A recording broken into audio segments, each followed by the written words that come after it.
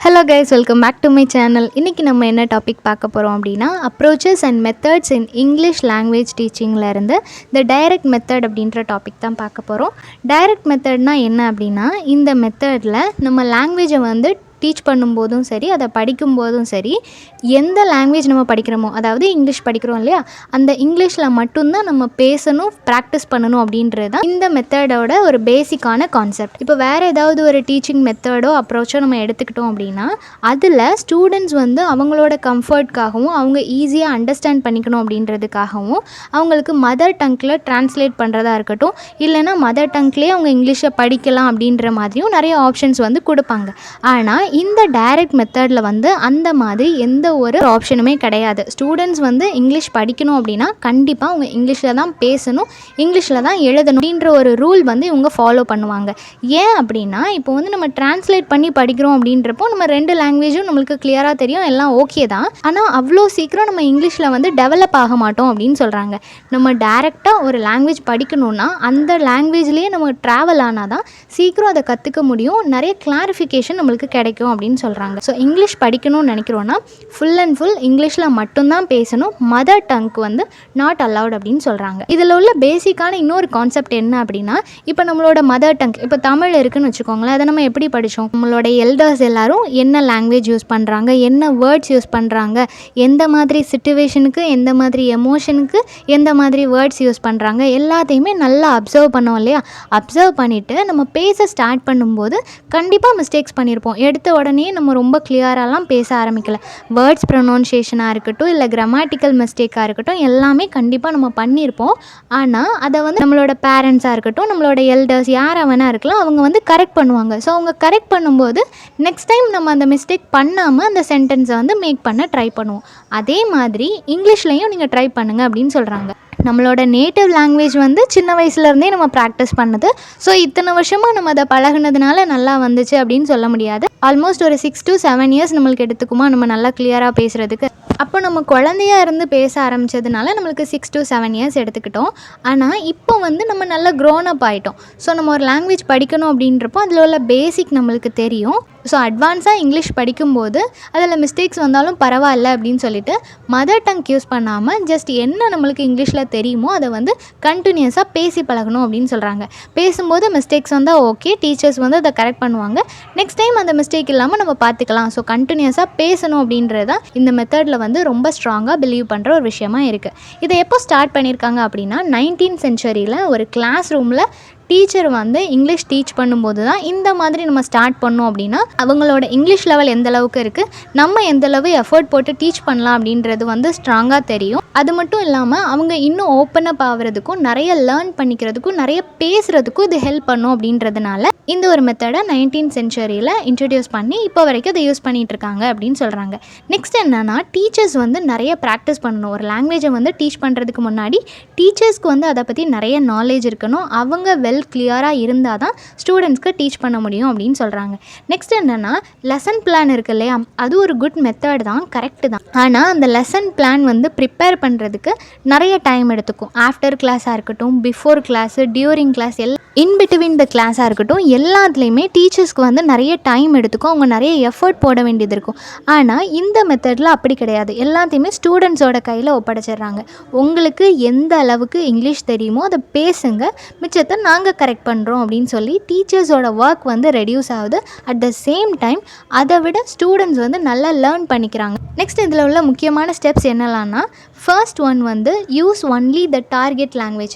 நம்மளுக்கு வந்து இப்போ இங்கிலீஷ் படிக்க போகிறோம் அப்படின்னா கிளாஸ்க்குள்ளே என்டர் ஆன நேரத்துலேருந்து இங்கிலீஷ் மட்டும்தான் நம்ம பேசணும். நம்மளுக்கு எவ்வளோ நீடு இருந்தாலுமே நம்ம என்ன தான் எமோஷன்ஸ் வந்து நம்ம கிளியராக எக்ஸ்பிளைன் பண்ணணும்னு நினச்சாலுமே இங்கிலீஷில் அதை எக்ஸ்பிளைன் பண்ணலாம் அப்படின்னு தான் அவங்க சொல்கிறாங்க. ஏன்னா நம்மளோட இங்கிலீஷ் லெவல் வந்து தெரியணும். அது மட்டும் இல்லாமல் ஃபார் எக்ஸாம்பிள் இப்போ வந்து உங்களுக்கு தண்ணி வேணும்னு கேட்கணும்னு வச்சுக்கோங்களேன், நல்லா படித்தவங்களாக இருந்தால் அதுக்கு ஏற்ற மாதிரி கேட்பாங்க. எதுவுமே தெரியாதவங்களாக இருந்தால் இல்லை பேசிக்காக தெரியுது அப்படின்னா ஷெல் ஐ ட்ரிங்க் வாட்டர்னு கேட்கலாம். கொஞ்சம் படிச்சிருக்காங்க அப்படின்னா அவங்க ப்ராப்பராக சென்டென்ஸ் மேக் பண்ணி கேட்பாங்க.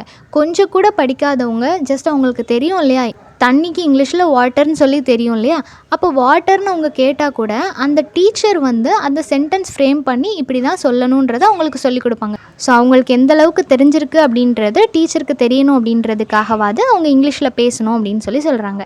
நெக்ஸ்ட் என்னென்னா, students figure out rules them cells.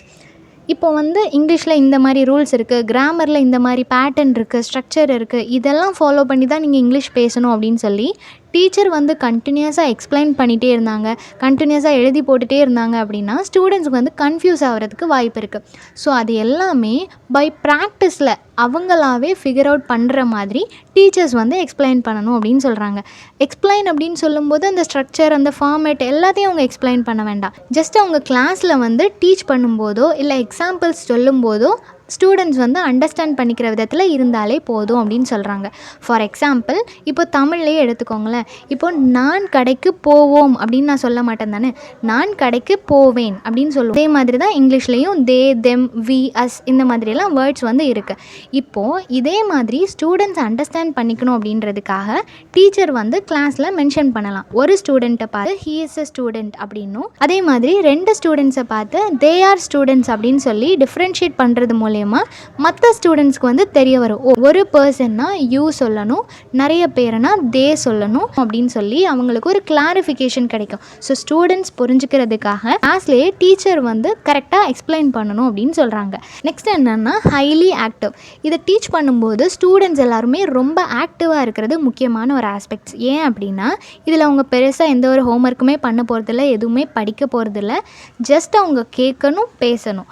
So கேட்குறதுக்கும் அவங்க ரெடியாக இருக்கணும், பேசுகிறதுக்கும் ரெடியாக இருக்கணும். சில பேர் வந்துட்டு பேச சொல்லிட்டோம் அப்படின்னாலே அப்படியே அமைதியாயிருவாங்க. அந்த மாதிரி இல்லாமல் என்ன தெரியுதோ, மற்றவங்க சிரித்தாலும் பரவாயில்ல, நான் கற்றுக்க தானே போகிறேன் அப்படின்றதுல அவங்க பேசணும் அப்படின்னு சொல்கிறாங்க. ஸோ எந்த ஒரு ஹெசிடேஷனும் இல்லாமல் ஸோ எல்லாருமே ஓப்பன் அப் ஆகணும், எல்லாருமே பேசணும் அப்படின்னு சொல்கிறாங்க. லாஸ்ட்டாக ஃபோக்கஸ் ஆன் ஸ்பீக்கிங். நம்ம எழுதுறதுக்கும் படிக்கிறதுக்கும் நிறைய இம்பார்ட்டன்ஸ் கொடுக்காம பேசுகிறதுக்கு நிறைய இம்பார்ட்டன்ஸ் கொடுக்கணும் அப்படின்னு சொல்கிறாங்க.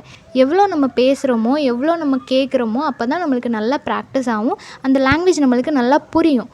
ஸோ நிறைய பேசுகிறதுக்கு கிளாஸ் ரூமில் இம்பார்ட்டன்ஸ் கொடுக்கணும் அப்படின்னு சொல்கிறாங்க. Strength of direct method. இந்த டைரக்ட் மெத்தட் வந்து நம்ம படிக்கும்போது அதில் உள்ள ஸ்ட்ரென்த், அதில் உள்ள அட்வான்டேஜ் என்ன அப்படின்னா நேச்சுரல் லேர்னிங். நேச்சுரல் லேர்னிங் அப்படின்னு சொல்லும்போது மற்ற இதிலலாம் நம்ம புக்ஸ் எடுக்கும், அதை வந்து படிக்கணும், யார் ஃபஸ்ட்டு படிக்கிறா, எவ்வளோ நல்லா படிக்கிறாங்க, நல்லா படிக்க தெரிஞ்சவங்களுக்கு, ரொம்ப சீக்கிரம் மெமரைஸ் பண்ண தெரிஞ்சவங்களுக்கு ஈஸியாக படிச்சிருவாங்க. ஆனால் மற்றவங்களுக்கு அது கஷ்டமாக இருக்கும் இல்லையா.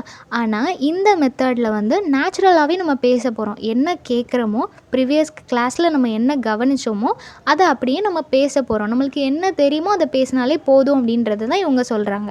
ஸோ நேச்சுரலாகவே அவங்க லாங்குவேஜை கற்றுக்கிறதுக்கு இது ஹெல்ப் பண்ணுது அப்படின்னு சொல்கிறாங்க.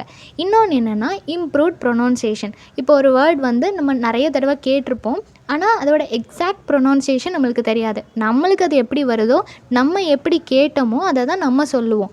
ஆனால் அதோட எக்ஸாக்ட் ப்ரொனவுன்சியேஷன் வேறு மாதிரி இருக்கலாம். ஸோ கிளாஸ் டைமில் அதை அவங்க யூஸ் பண்ணும்போது, ப்ரொனவுன்ஸ் பண்ணும்போது தான் டீச்சர் வந்து அதை கரெக்ட் பண்ணுறதுக்கு ஹெல்ப் ஆகும். ஸோ அவங்க கிளாஸில் நிறைய பேசினாங்க அப்படின்னா அவங்களோட ப்ரொனவுன்சியேஷன் வந்து இன்னும் இம்ப்ரூவ் ஆகும் அப்படின்னு சொல்லியிருக்காங்க. நெக்ஸ்ட் என்னென்னா, ரியல் வேர்ல்டு ஸ்கில். இப்போது ரியலாக வேர்ல்டில் நம்ம எடுத்துக்கிட்டோம் அப்படின்னா நிறைய பேர் வந்து படிக்காதவங்களாக இருப்பாங்க, ஆனால் அவங்களுக்கு ஒரு இங்கிலீஷ் நாலேஜ் இருக்கும். ரொம்ப பேசிக்காக கிராமர் அதெல்லாம் அவங்களுக்கு தெரியாது, ஆனால் இங்கிலீஷை வந்து ரொம்ப அழகாக பேசுவாங்க. எப்படி அவங்க கற்றுக்கிட்டாங்கன்னு கேட்டால் ஜஸ்ட் அவங்க வந்து ஃபாரினர்ஸோட இன்ட்ராக்ட் பண்ணுறதுனால அப்படின்னு சொல்லுவாங்க. இப்போ கன்னியாகுமரி சைடு அங்கெல்லாம் போனீங்கன்னா நிறைய ஃபாரினர்ஸ் வந்து வருவாங்க இல்லையா. ஸோ அங்கே வந்து ஷாப் நிறைய வச்சுருக்கிறவங்க எல்லாருமே கண்டினியூஸாக அவங்களோட கம்யூனிகேட் பண்ணுவாங்க. ஸோ அவங்களுக்கு நிறைய இங்கிலீஷ் வேர்ட்ஸ் வந்து தெரியும், அதை எந்த நேரத்தில் யூஸ் பண்ணணுன்றதும் அவங்களுக்கு தெரியும். ஸோ சிட்டுவேஷன், டைம், எக்ஸ்ப்ரெஷன் எல்லாமே அவங்களுக்கு தெரியுது. எது மூலியமானா ஒன்லி பை கான்வர்சேஷன். ஸோ எப்போ நம்ம 1-to-1 கான்வர்சேஷன் பண்ண ஆரம்பிக்கிறோமோ அப்போ தான் கரெக்டான ப்ரொனவுன்சியேஷனும் வேர்ட்ஸும் நம்மளுக்கு தெரியும் அப்படின்னு சொல்கிறாங்க. சொல்கிறாங்க. ஸோ படிக்காதவங்க கூட இங்கிலீஷை வந்து அழகாக பேச முடியும். எப்போனா பை ப்ராக்டிஸால் மட்டும்தான். ஸோ 1 to 1 எப்போவுமே கான்வர்சேஷன் ப்ராக்டிஸ் வந்து இருக்கணும் அப்படின்னு சொல்கிறாங்க. நெக்ஸ்ட் என்னென்னா திங்கிங் இன் இங்கிலீஷ். கிளாஸில் வந்து எந்த அளவுக்கு ஸ்டூடெண்ட்ஸை பேசுகிறதுக்கு இங்கிலீஷில் பேசணும்னு சொல்கிறோமோ அதே மாதிரி அவங்களோட திங்கிங்கும் இங்கிலீஷில் இருக்கிறதுக்கு அலோவ் பண்ணணும் அப்படின்னு சொல்கிறாங்க. என்ன யோசித்தாலும் அதை இங்கிலீஷில் யோசிங்க, அது தப்பாக இருந்தாலும் பரவாயில்ல, இங்கிலீஷில் யோசிங்க அப்படின்னு சொல்லணும் அப்படின்னு சொல்கிறாங்க. நெக்ஸ்ட் என்னென்னா components of direct methods. Direct மெத்தட்ஸோட காம்போனன்ட்ஸ் என்ன அப்படின்னா ஃபஸ்ட்டு வார்ம் அப். நம்ம எதை ஸ்டார்ட் பண்ணுறதுக்கு முன்னாடியும் ஒரு வார்ம் அப் பண்ணுறது பெட்டராக இருக்கும். என்னெல்லாம் படித்தோம் அப்படின்றத ரீகால் பண்ணலாம், திருப்பி ஓக்கல் ப்ராக்டிஸ் பண்ணலாம். இந்த மாதிரிலாம் நம்ம பண்ணும்போது நம்மளோட லாங்குவேஜ் வந்து இன்னும் நம்மளுக்கு மெமரைஸ் ஆகும், இன்னும் இம்ப்ரூவ் ஆகும் அப்படின்னு சொல்கிறாங்க. ஸோ இந்த டாபிக் எல்லாருக்கும் புரிஞ்சிருக்கும்னு நினைக்கிறேன். நெக்ஸ்ட் என்ன டாப்பிக்கில் வீடியோ போடலான்னு சொல்லி கமெண்ட் பண்ணுங்கள். தேங்க்யூ ஃபார் வாட்சிங்.